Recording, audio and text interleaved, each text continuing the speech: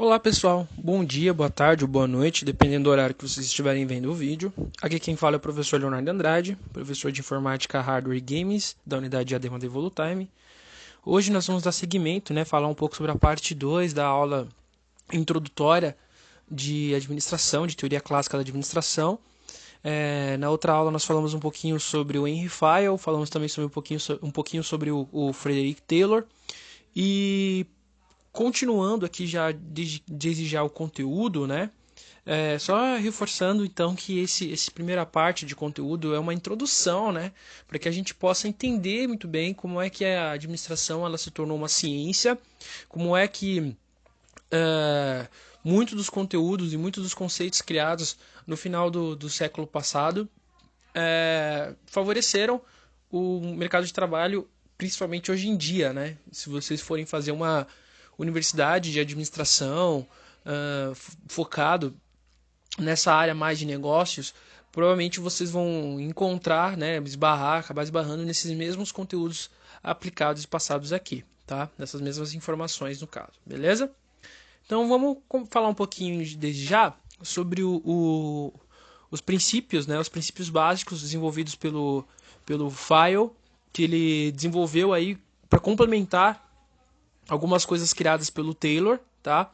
E aí eles dois desenvolveram então com uma cooperação não direta, digamos assim, mas eles acabaram desenvolvendo esses 14 princípios que até hoje também são utilizados aí em muitas empresas como uma organização da forma de trabalho, tá? Então o primeiro princípio que a gente pode estar falando seria a divisão do trabalho. O que seria essa divisão do trabalho? É a especialização dos funcionários, desde o topo da hierarquia até os operários da fábrica. Assim, a gente tem um favorecimento aí da eficiência da produção e até mesmo o aumento da produtividade. Então, quando a gente fala de divisão do trabalho, eu categorizo os setores, os departamentos da minha empresa. Então, vai ter lá a diretoria, vai ter lá o operário, os operários. Vamos ter o setor financeiro, como eu já tinha falado, mais ou menos aquilo que a gente tinha comentado na outra aula, certo? Então seria essa divisão, certo? Essa especialização dos funcionários do topo até os operários, até a área produtiva, tá? Um outro princípio desenvolvido pelos dois seria autoridade e responsabilidade. O que é isso, Autoridade é darem ordens que teoricamente serão obedecidas, porque nem todo mundo respeita, infelizmente, a hierarquia, por questões diversas. E a questão da responsabilidade é a contrapartida da autoridade. O que significa isso? Que deve-se levar em conta o direito de dar ordens e exigir obediência, chegando a um bom equilíbrio entre a autoridade e a responsabilidade. Então, eu tenho que entender o meu papel dentro da empresa, minha responsabilidade seria essa, e também, dentro disso, entendendo esse meu papel dentro da empresa, eu tenho que também respeitar a minha hierarquia, Então aí vem essa questão da autoridade e responsabilidade. E aquele negócio, não é porque muitas vezes eu estou acima de algum nível de funcionário, algum nível ali operacional, que eu posso destratar, eu posso usar da minha autoridade como um abuso, um abuso de poder de repente. Então essa também é a parte da responsabilidade, entender qual que é o meu papel e usar minha autoridade com responsabilidade, Que nem a frase lá do tio Ben, lá do Homem-Aranha, com grandes poderes vem grandes responsabilidades, Bom, um outro princípio desenvolvido pelos dois é a questão da disciplina. Disciplina seria a necessidade de estabelecer as regras de conduta e de trabalho válidas para todos os funcionários. E assim, a gente bem sabe que a ausência de disciplina, que a gente poderia chamar que seria uma ausência de regras, ela gera o caos dentro de qualquer organização. E a gente poderia chamar isso de anomia, como chamado na história, quando a gente vive numa sociedade ou dentro de uma organização que não tenha regras e não são seguidas essas regras, tá? Então a gente tem que saber respeitar isso. E a disciplina também é a gente estabelecer nossas próprias regras e metas e saber cumpri-las, Isso é muito importante. Um outro ponto seria a unidade de comando, é um dos outros princípios básicos, A unidade de comando seria um funcionário, ele tem que obedecer apenas às ordens de um chefe, evitando contra-ordens. Então, vamos dar um exemplo aqui. Se eu tenho uma empresa, sei lá, uma lanchonete, vai. E aí, dentro dessa minha empresa, dessa minha lanchonete, eu vou ter lá o setor que vai cuidar da cozinha, né? Vai ter a cozinha, vai ter lá o pessoal que cuida do caixa e vai ter um pessoal que cuida da limpeza, um exemplo. E aí cada setor vai ter o seu superior, né? Então vai ter um gerente da cozinha, um exemplo, tá? Um gerente, não quero dizer que seja necessariamente assim, mas enfim. Então eu tenho lá um gerente da cozinha, um gerente do caixa e um gerente da limpeza. O gerente da cozinha, ele não pode interferir nos funcionários do caixa, tá? Quem tem que entrar em contato com ele, né, com aquele funcionário do caixa, seria o superior dele. Então, se tiver algum problema entre um departamento e outro, primeiro tem que haver uma comunicação entre os dois superiores, para que depois essas ordens ou esses acertos eles passem para os funcionários. Tem que funcionar dessa forma, beleza? Beleza, então a gente falou do quarto ponto, né? Vamos para o quinto, seria a unidade de direção. O controle ele é único e é possibilitado com a aplicação de um plano para o grupo de atividades com os mesmos objetivos. Então, novamente aquilo, é a unidade de direção. Então, eu dentro de um departamento, eu tenho uma pessoa que fica responsável por controlar aquele departamento e estabelecer a meta do departamento. Beleza? Então, todo aquele grupo, ele tem o mesmo objetivo. Beleza? Um outro ponto que seria a subordinação dos interesses individuais ao interesse geral, ou seja, os meus interesses pessoais e individuais eles não podem ser maiores do que o interesse coletivo, né? Então a gente tem que se subordinar, por mais que às vezes a gente não goste, mas essa é a ideia, né? Quando a gente participa, e aquela questão também novamente da responsabilidade. Quando a gente participa dentro de um grupo, a gente tem que saber se subordinar, né, aos interesses gerais, beleza? Então, os interesses gerais da organização eles devem prevalecer sobre os interesses aí individuais, tá?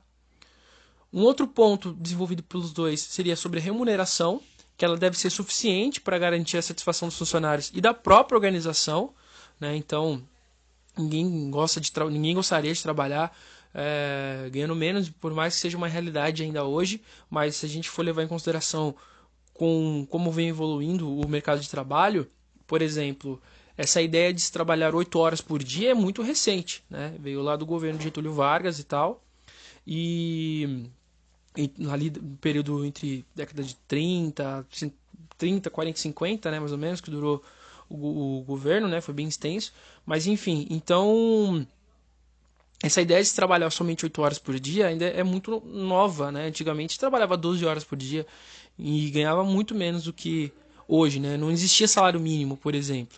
Hoje a gente já tem, né? Então a gente tem que tentar entender também, rever esse ponto. O outro ponto seria a centralização ou a descentralização, ou seja, as atividades vitais da organização e sua autoridade elas devem ser centralizadas, então tem que ter um foco, a empresa como um todo tem que ter um foco e ela tem que ser gerada, né, gerenciada por uma única figura, digamos assim, certo? Linha de comando, isso aí é a hierarquia, então a gente precisa ter, né, que é a defesa incondicional da estrutura hierárquica, respeitando a risca uma linha de autoridade fixa, por mais que isso às vezes seja um pouco contraditório, é meio esquisito de fato em alguns pontos, esse respeito máximo à hierarquia, mas ele tem que existir, tá? Outro ponto seria a ordem, ela deve ser mantida em toda a organização, preservando um lugar para cada coisa em seu lugar, né? Isso aí é organização. A equidade é a justiça, ela deve prevalecer em toda a organização, justificando a lealdade e a devoção de cada funcionário à empresa. Direitos iguais. Então, assim, não é porque às vezes o gerente ele faz uma coisa errada e é porque ele é o gerente que ele vai passar impune. Vamos dar um exemplo bem atual. Não é porque o presidente ele faz uma coisa errada que porque ele é presidente ele não tem que arcar com as consequências. Não é assim que funciona. Tá? A equidade seria você tem que, novamente, respeitar o seu nível, né, hierárquico, saber onde você está e também manter essa equidade, né? Não é porque você está um pouco acima da pirâmide que você pode fazer o que você bem entender, que você acha que não vai sofrer as consequências com isso. Talvez não sejam da mesma forma, mas as consequências elas virão, tá? Outro ponto seria a estabilidade dos funcionários, uma rotatividade, né? Ou seja, um fluxo muito grande de demissões e contratações é ruim, tem consequências negativas sobre o desempenho da empresa E também sobre a moral dos funcionários. Os caras falam assim, poxa, essa empresa aí não consegue manter um funcionário. Como é que eu vou trabalhar nessa empresa? Como é que eu vou me manter motivado a isso? Como é que eu não vou ter certeza ou garantias de que de repente amanhã não vou ser eu a ser demitido, né? Então, tudo isso tem que ser levado em consideração também. Não é legal ter esse grande fluxo, né? Um funcionário que fica por mais tempo é melhor. Outro ponto deve ser a iniciativa, deve ser entendida como a capacidade de estabelecer um plano e cumpri-lo. E por último, seria o espírito de equipe. O trabalho ele deve ser conjunto, facilitado pela comunicação dentro da equipe, em primeira instância. E os integrantes de um mesmo grupo eles precisam ter consciência de classe, né, para que defendam seus propósitos. Então, eu tenho que entender novamente falando sobre essa questão de hierarquia. Vocês podem ver que, se não todos os princípios, mas a maioria, lida com essa questão da ordem, da responsabilidade e principalmente da hierarquia, né? Beleza? Bom, vamos falar então um pouquinho mais sobre o Ford, né?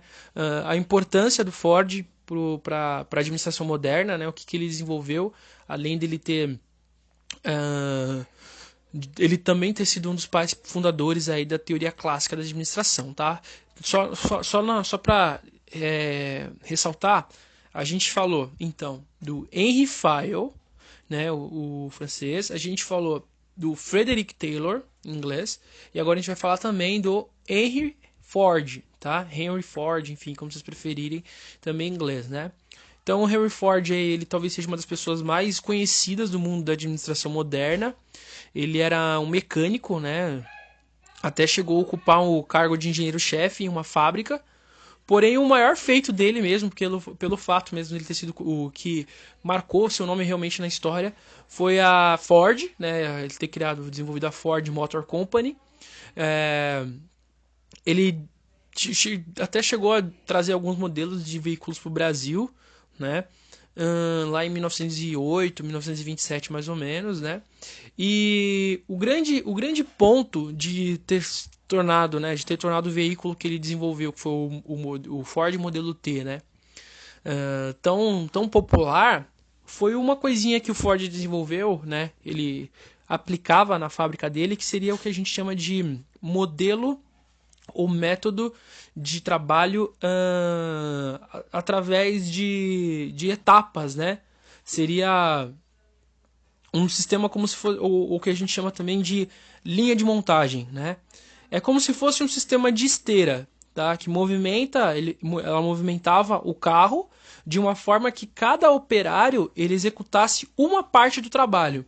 Então o que significa? Que antigamente, antes, né, no tempo ainda do Henry Fayol e do Frederick Taylor, as fábricas, cada funcionário ele tinha que fazer um produto, né?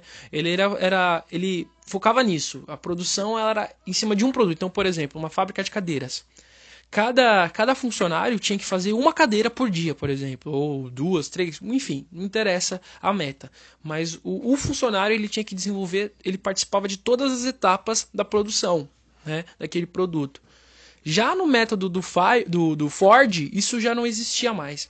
Ele desenvolveu então essa ideia de linha de montagem, onde cada funcionário ele trabalhava numa área específica. Isso a gente chama de especialização, né? Ou seja, cada funcionário ele era um especialista em determinada área. Isso era bom porque agilizava muito a produção, né? A produção ficava muito mais rápida. Só para vocês terem ideia, um carro tá? Na empresa do Ford, ele ficava pronto mais ou menos a cada 98 minutos, né? Dava mais ou menos aí 1h20 para produzir um carro inteiro. A gente está falando de 1913, né? Então, assim, quando ainda não existia fábricas gigantes como a gente tem hoje em dia, não existia fábricas automatizadas, que eu quero dizer, né? Robôs e tal. A gente está falando de 1913, que era tudo muito manual. Então, um carro ele ficava pronto em 98 minutos, né? Então, é o seguinte, isso foi uma revolução. O cara conseguia fazer mais ou menos 2 milhões de carros por ano. Então, imagina que em 1926 ele já tinha mais ou menos essa meta de 2 milhões de carros por ano sendo fabricados. Você acha que esse cara não ficou rico, né? Ou ele não foi considerado uma pessoa importante para para administração, né, por conta disso. Então, sim, esse método de trabalho de linha de produção é encontrado ainda hoje nas grandes fábricas e também não só nas fábricas, mas em empresas de menor porte. Eu vou voltar novamente, eu já disse no outro vídeo, e eu indico novamente o filme Fome de Poder, que conta um pouquinho sobre a história da criação do McDonald's. E vocês vão encontrar exatamente o método do Ford no filme. Assistam esse filme, vale muito a pena, tá? E para quem assistiu também e fez a atividade lá que eu pedi do Chaplin, do mundo moderno, vai encontrar a mesma coisa. Vocês vão observar que o Chaplin ele era especialista numa área. Tinha um ponto negativo nessa questão da especialização dele de montagem? Tinha sim. Que imagina o seguinte, imagina que a gente tem então uma fábrica onde cada funcionário é especialista numa área específica. E se aquele funcionário ou um funcionário que é especialista em uma área, ele de repente ele falta, ou ele tem algum problema, ele está doente, sei lá. Ele não pode trabalhar. Então a gente vai ficar com uma defasagem em alguma área da nossa produção. Isso atrapalha muito. E um outro ponto é para o próprio funcionário, porque ele não conseguiria de repente arranjar um outro emprego, né? Ou a não ser que ele encontre um emprego próprio naquela área. Vocês podem ver que hoje em dia a gente tem muito disso, né? Você precisa comprovar a experiência numa área X, ter tanto tempo de trabalho naquele ramo, naquele segmento. E então isso é um ponto negativo, né? Esse era o ponto negativo, e sem contar também os vícios, né, daquele modelo de produção. Então, no filme do Chaplin, se vocês assistiram até o fim, né, espero que sim, vocês podem ver que ele fica, né, com os trejeitos lá de apertar o parafuso em todo canto. Ele começa a apertar parafuso em todo canto, porque vira um hábito, né, vira um vício praticamente. Então, isso é interessante de a gente ver que teve um ponto controverso também nessa questão de linha de produção especializada, ok?